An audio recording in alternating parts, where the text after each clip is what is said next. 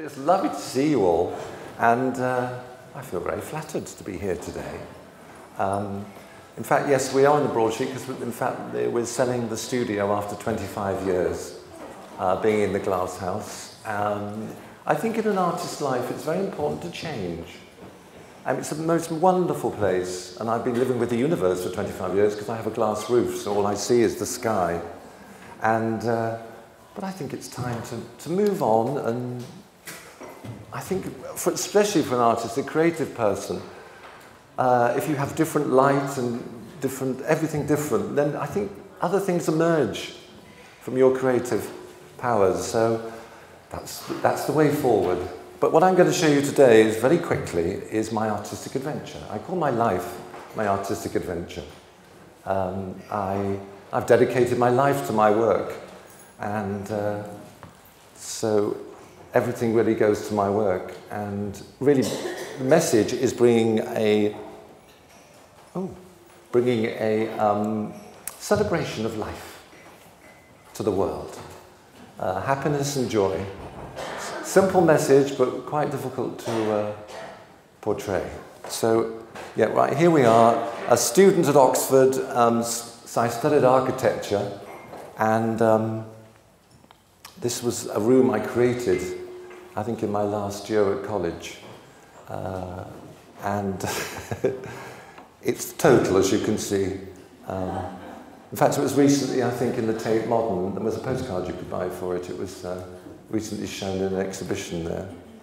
Oh, my first alternative Miss World, Hackney. It was my first studio was a converted jigsaw factory in Hackney, and I had this idea of creating an event. I'd always loved giving parties, but this particular one, the alternative Miss World, was really based on Cruft's dog show, and it was judged on poise, personality, and originality.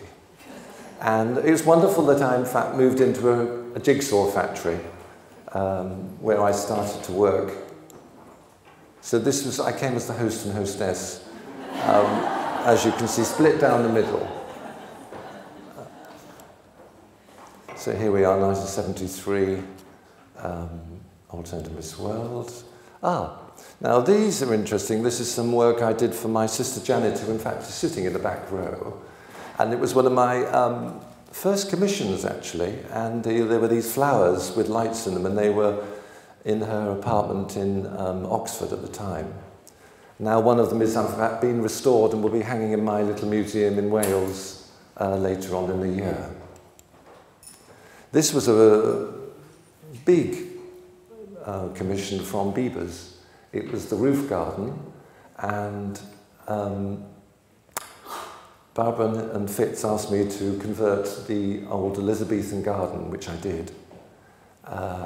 Since being destroyed, it was, I think, a property company smashed it all up, which was rather awful, but it was wonderful. It had this 15-foot rose. The whole idea was that the nature would devour the sculpture. Here's more of it. The irises, in fact, there was always a leak into the kitchens below. That was always the talk. And then the big flowers.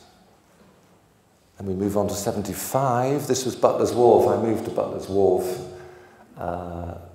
And there were quite a lot. My brother was there, and Derek Jarman, and a few other artists. It ended up, I think, about 125 working artists there before the fires started to happen in the 70s. And well, that was history, really.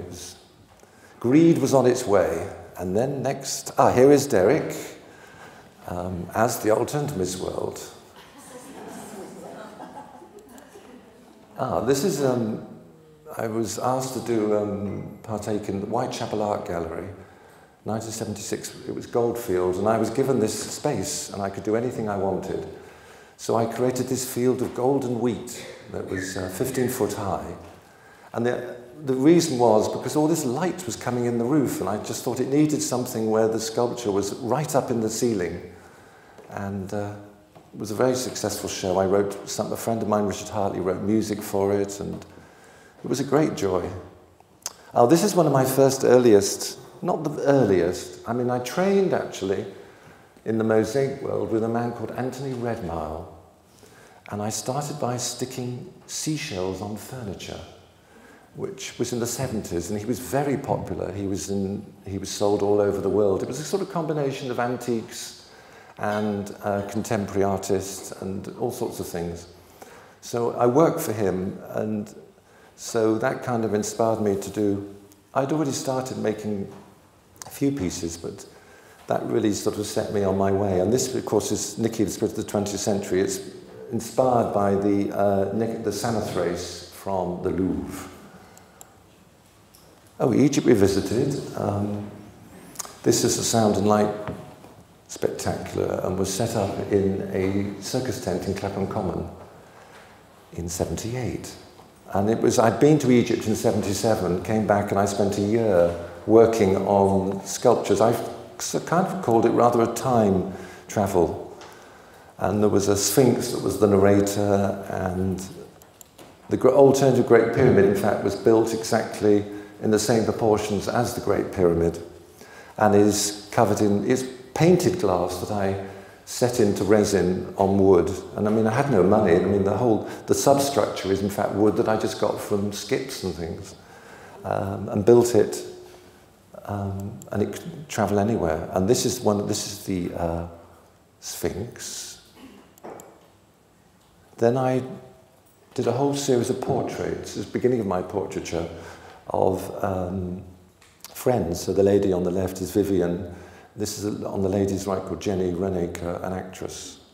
And they all were the names of the gods. And Galinda, in fact, did have blue hair at the time. And then within the sculptures, the Lulu, for instance, she's holding, those are bread rolls that she's hanging that I got in Cairo. Ray, Spencer Cullen, she was called Miss Mouse, and she had a very successful fashion house at the time. And she went to New York, Ra. And then these were the black and white colossi, which, if you ever go to Egypt, are quite extraordinary, or sense of time, because you go there, you see these huge figures next to the Nile, and they've still got the Greek graffiti, so we're talking about 2,000 years old graffiti, but they were already visiting something that was already 2,000 years old. So it's a nice twist of time. Akhenaten's daughter, yes, I used a bottle for that. Already the mosaic, you see, I've started to use a lot of mosaic in it. And Nefertiti, because she's always shown with just, you ever see the head. And I thought, well, she must have been a very voluptuous woman, so I popped her on the top of a little statue. And the lady on the left is, of course, marrying a crocodile, smoking a cigarette. And then I did this self-portrait of me coming out of a birthday cake with, and now these are, you've got to remember this is 70s, and the cameras were they're small cameras. I just had a small camera, but I started to fit images together because the views were so vast, and Egypt is so vast, huge columns, huge temples. And then I built frames around the images. So this was Dendera, this was Cleopatra's temple. Then this is when, I suppose I started making jewellery in 1972. So this is 6 years later, but I did a whole collection inspired by Egypt, so the Eyes of Horus. And working with a lady called Robin Beach, we did these photographic essays. And then this is using my friend Celia Birtwell, her fabrics. So here you are, here's a collection of the frames.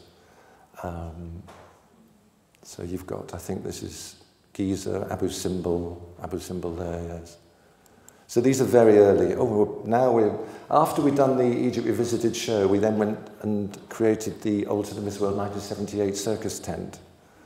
And I came as the bareback rider and the circus master. And the winner was crowned on the back of a donkey. But actually the donkey fell off and fell onto all the contestants in the pit. And then we had Divine, who didn't know what anything was about. And this is interesting, this costume, because it's made from bubble wrap, which of course in the 70s was quite a new material.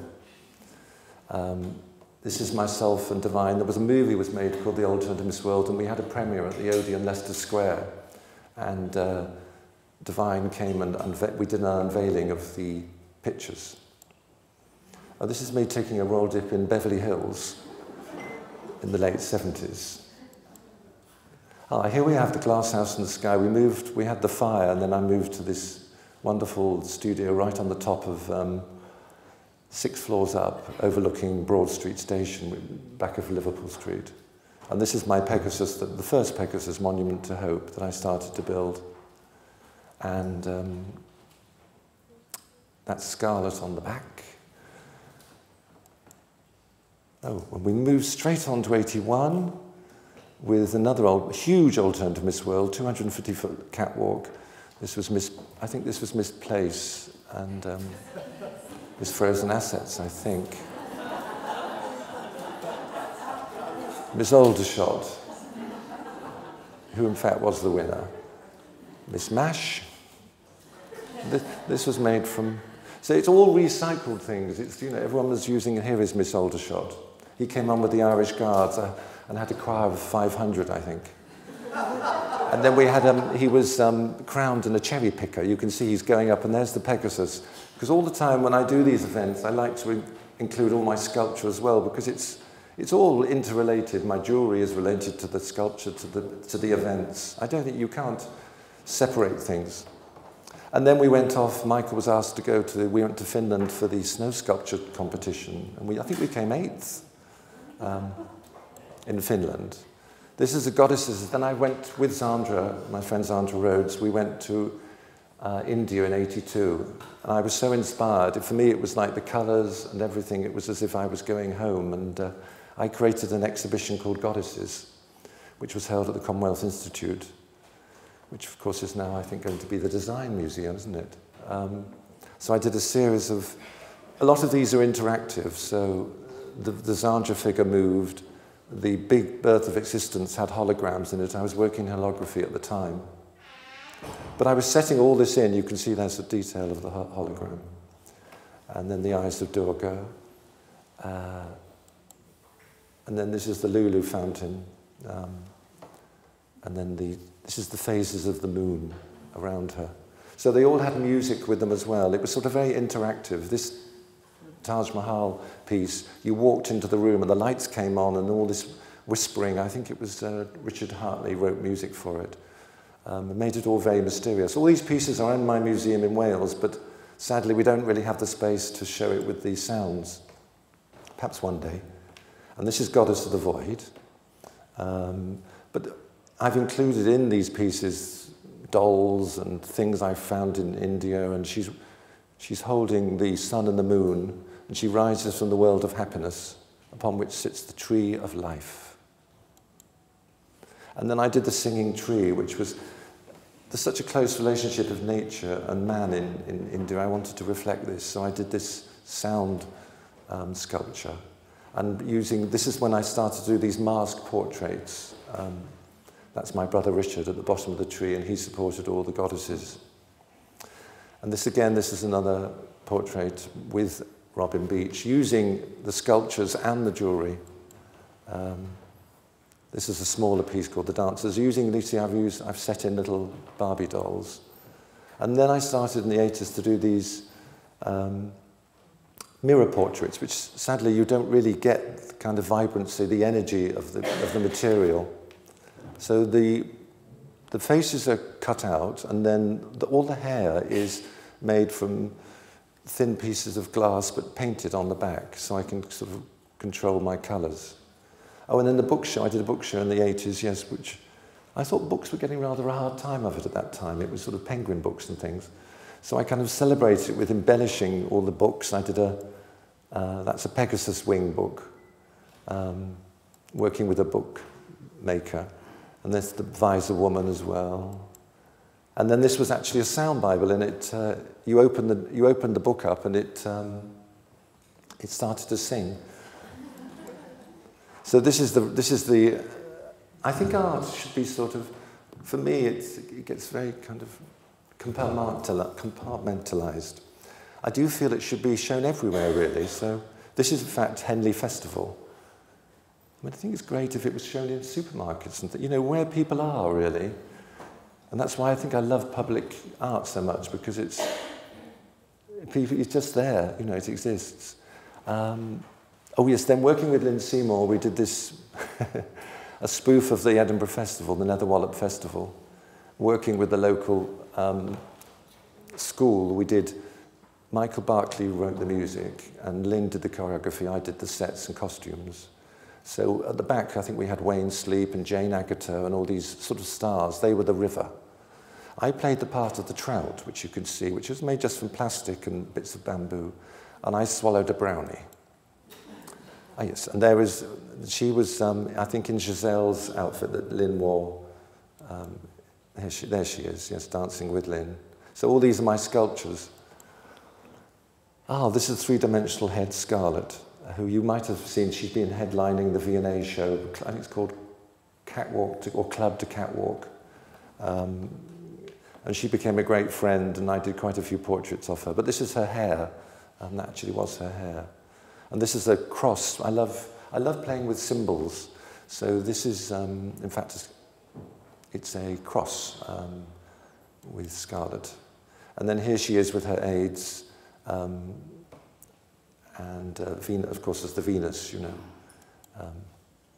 And this is my sister Janet. She was I think, the Joker. And I showed him, it was very fashionable in the 80s to show in nightclubs in America.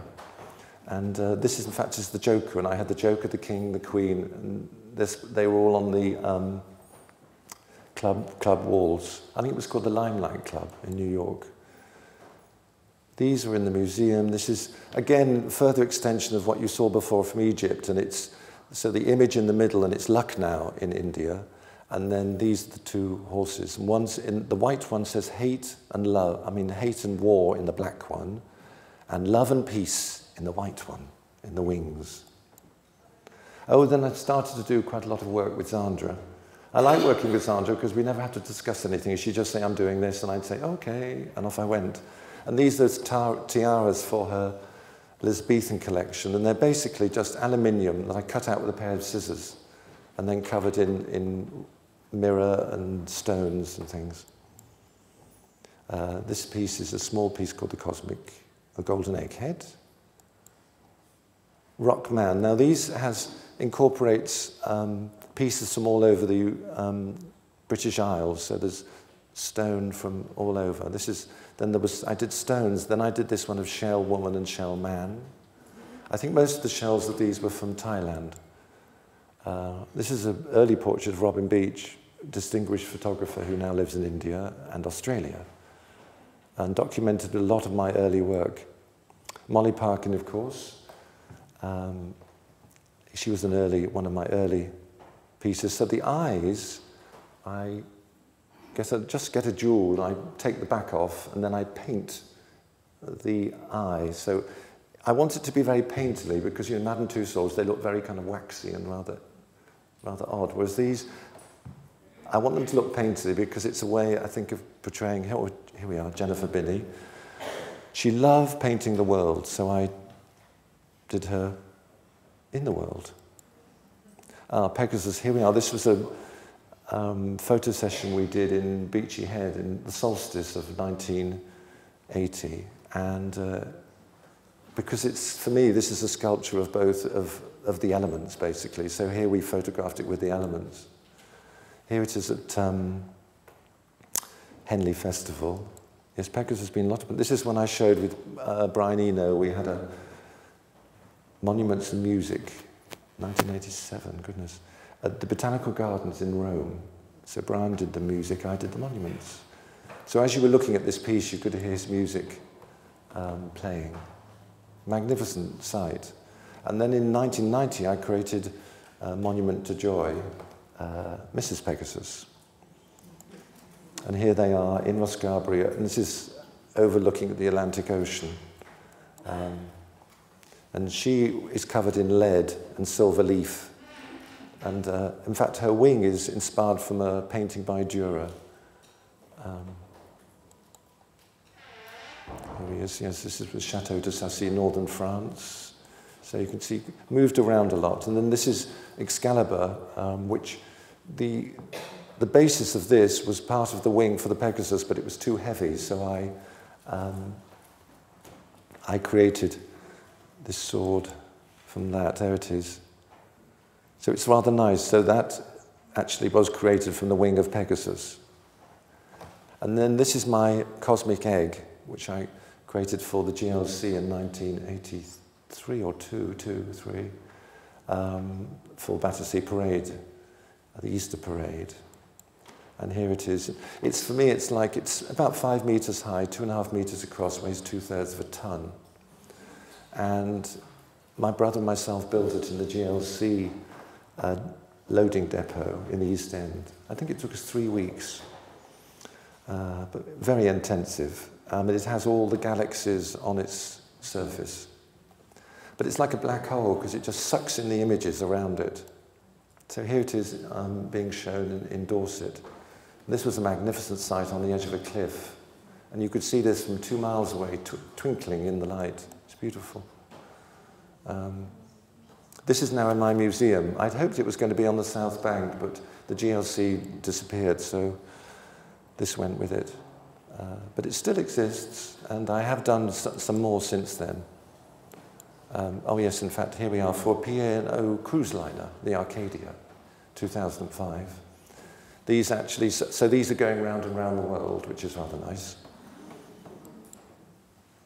And here it is on the site where it's, they sadly put it against the staircase, so you couldn't see the detail of the back.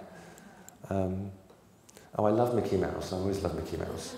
So here's the family. They're on a sort of surfboard, going for a little journey. This is, I adore the Taj Mahal. It's my favourite building in the world. If you've ever, I mean, it has, talk about mosaic, it's just exquisite. It's like, I don't know, it's a jewel really. It's ethereal. But this particular piece was called The Wedding Cake, and this doll, in fact, is a German, sort of quite antique German. It used to float it in the bath. Oh, here we have Zandra. I have 2 pieces in the National Portrait Gallery, one of Zandra Rhodes and one of Lynn Seymour. Sadly, neither can you see at the moment, so if you want to put in a request, they might bring them out again, because they're on rotors. But here she is. This is the Lynn piece. And it's the metal, the copper, is actually created from the old water tank from the glass house when we moved there. It was just on the roof, so I created the piece of sculpture from that. Birds of a Feather. I think Brian Eno has this. He's quite a large collection of my work, Brian Nanzarino. Kevin Whitney, he was the official Olympic artist. And here I created, his towel, in fact, is his palette. He's a painter. So I sawed up his palette and put it into his sculpture. Oh, this is Grayson Perry, an early portrait. In fact, he's horrified by this now because he had a dustbin full of bits, which of course now he's worth so much. He wouldn't, but we did a swap, so he did a portrait of me, and then I did this, you know, I just used mosaic pieces around, so he's framed by his own work. These are great artists from St. Petersburg in Russia. So this is a portrait of Timur Navakov in Africa. Timur started a whole academy. Diana, who I met, so this was a portrait that I took a photograph of her. This is Andy. I knew him, but it's not actually the picture that sometimes it depends what portraits I'm doing, but Wilma. She was obsessed with Iceland, so this is in fact stones from Iceland that I put into the piece. Madonna. This was actually commissioned by the Baroness Florence Mazzotto in northern Italy. These mirror portraits look very much like the people. Oh, here's a dog. So I do anything really. I do dogs and animals and people. And this is the Jain, inspired by the Jain statues from India. This is, one side is old and the other side is youth. I love Liberace. And so we have a lovely one here called Piano Peacock.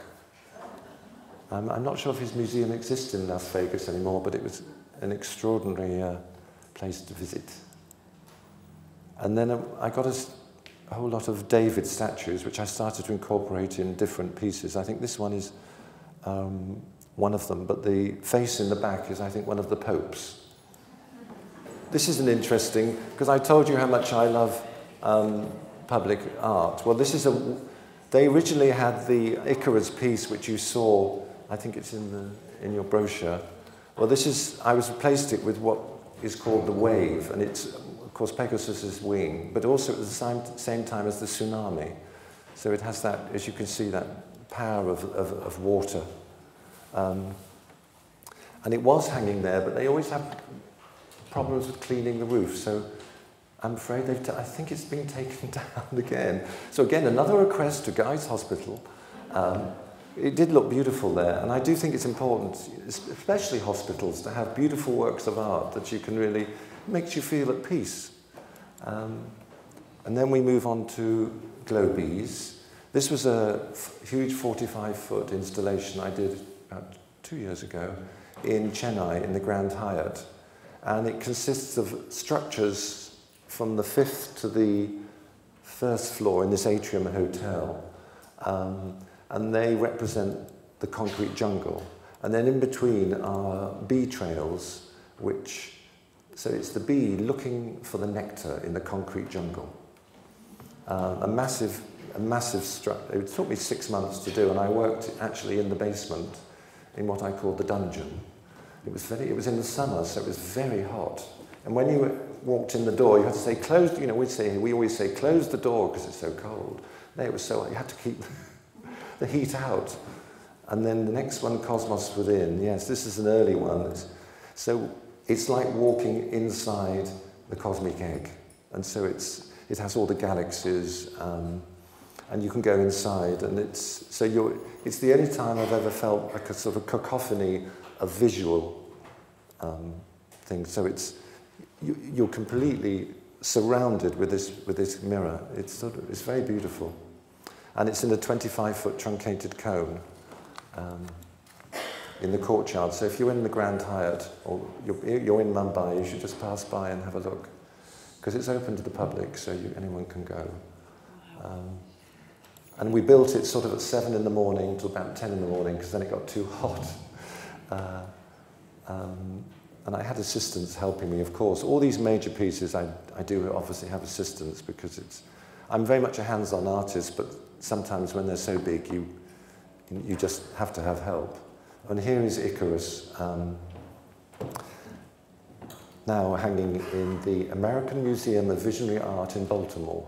They also have a cosmic egg. They're great supporters of my work. And it's an outsider art museum, which really, if you are going to America, you should try and see, because it's a remarkable, remarkable place.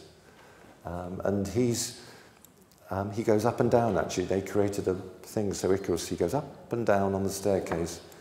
And his wings have all the light colours of the rainbow inset. So it's plain mirror, and then I inset the stained glass. You obviously have constrictions, because if you get the stained glass too big, it will break. But again, I've been working in this since, 68, so you become very instinctive about the materials. I always say to young artists, you must really respect your materials. It's the most important thing. So move on. Where are we going now? Where would you like? Oh, like that one? Yes, I quite like this is the Flying Bananas. And it's a huge place called Gargaon outside of Delhi, which was used a few years ago, was palm trees and mustard seed fields and parrots, and now is like downtown Manhattan. The change is extraordinary. So I was celebrating this. As you can see, there's buildings are coming up from the mustard fields, and then I like the idea of they're actually flying bananas with kind of parrot pieces on them. Cosmic egg. Yeah. So here is the cosmic egg in Baltimore. I think that's the original one, actually. So is it? We go on to Yes. Oh, there we are, look, putting it... Portland Bill. So some of these aren't actually... This is the original Cosmic Egg. This is, of course, the original, isn't it? But the one in America, I think the only vandalism they've ever had... Oh, there's Rebecca Hofberger, the founder of the museum. They got these young men, they lifted a young man up, and they used him as a battering ram, and then they battered his head against the Cosmic Egg, which I thought was quite sort of... Anyhow, it didn't do anything, but I'm not sure what it did to his head. So what's the next one? Yes, it's beautiful, that one. Oh, Pegasus. Millennium Pegasus, yes, Dudley. Year 2000, it was very interesting. It was, there were 3 roundabouts, and I was asked by a man called Steve Field if I would enter a competition for a sculpture, so I proposed Pegasus. And it won the competition, so it was actually chosen by the people.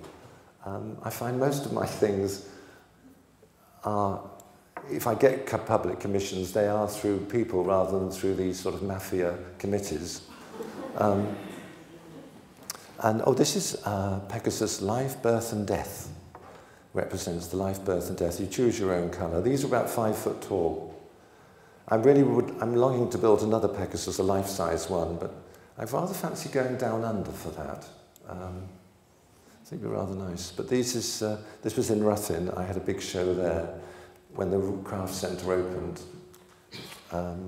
Again, I was voted in as they wanted my exhibition and performance. I do this jewellery performance as well, which sadly we don't have pictures of, but so that's the old Pegasus. That Pegasus is now with Antha and Brian Eno in the country. Lovely. And then this Bieber. Oh, Bieber, we're stepping back. We've seen that one. Okay. So that's the end of your public. Yes, the only public one that I don't have up here is Cwmbran Library, which I worked with the architects, and it's a new library, just 200 metres from Clapham North. And I created these huge letters which says library. On the front, it's mirror, so when you're going by in the bus or anything, you see yourself reflected in it. On the back, actually library spells out the rainbow colours, so each one is a different colour of the rainbow. Then in between, because it was a community project, I asked the community to actually donate pieces. So we've got telephones and toothbrushes and plates and knives and combs and telephones, you name it. And these pieces I then set into the sculpture. So when people come to the library, they're able to identify, they can go up and say, oh, look, there's my toothbrush. And I believe, I haven't seen it for a while, but I believe it's still looking very fine and there's no vandalism. I think if you really need to involve the public with it. I think it very arrogant. People just come along and plonk a great big sculpture down. And they think that's what everyone should see. Well, I do think there should be a little more dialogue, really. Anyhow, and so that was my last one, which sadly I don't have pictures for yet. But I'm afraid that technically, I'm... Where do you want to go now? Where are we now? We're in... How are we doing for time? Do you want to do some other side? Yes. These? What about the actual museum? Yes. Okay. Oh, this is just come up actually, just a couple of days ago, and it's the new site for the Museum of Sculpture. And I don't know if it's got any pictures. Venue hire? No. Events? No, this is in Berriew in the mid Wales. And it's... No, we've been open since 1991. I was the first living artist to have his own museum opening. I just dreamt of having somewhere people could go and see work without kind of any implications of sales or anything. Just go and see it. Because it's about joy. That's what I wanted people to feel. So, and that's what I've done. And selling London is going to we've found a property opposite the museum, so we're hoping to nurture it a lot more.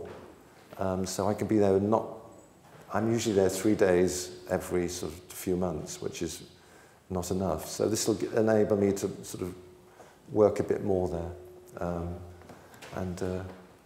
Because that's my legacy to the world. You know, I'm leaving all this sculpture, so I've got to look after it. This picture on the front, in fact, is my next commission in India, which is going to be a 45-foot commission for the new Mumbai airport. And it's called Fascias and Faces.